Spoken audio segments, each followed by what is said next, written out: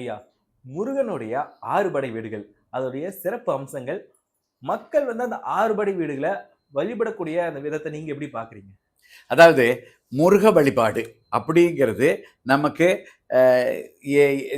சான்றுகள் சங்க காலத்துல இருந்தே இருக்குது. பண்டைய தமிழர்கள் குறிஞ்சி, முல்லை, மருதம், நெய்தல், பாலை, அஞ்சி இந்த 4 நிலங்களாக வச்சாங்க. அதில் அடங்காத பாலையா வச்சாங்க. இதில் குறிஞ்சிமலை தலைவனாக முருகன் வச்சிருந்தாங்க.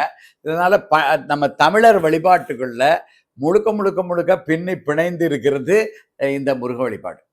இப்ப முருகன் இந்த 6 படை வீடுகள் இருக்கா, முதன்மையாக 6 படை வீடுகள்னா என்ன?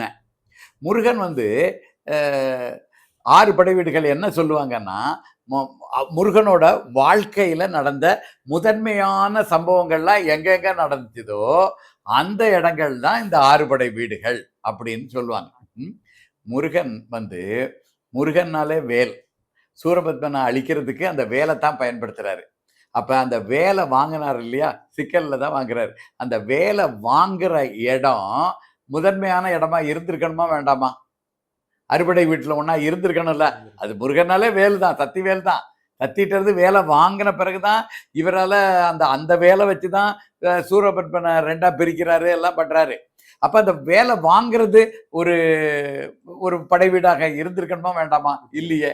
அப்ப முருகனோட வாழ்க்கையில நடந்த முதன்மையான இடங்களின் தொகுப்பு அறுபடை வீடுகள்ங்கிறது தவறான கருத்து. நீங்க இதை நல்லா புரிஞ்சுக்கணும். அப்ப முருகன் எங்க பிறந்தாரு, அது ஏன் படை வீடுகள்ல ஒன்றாக இல்லை? இது இப்படி இப்படி பல இதெல்லாம் வருது.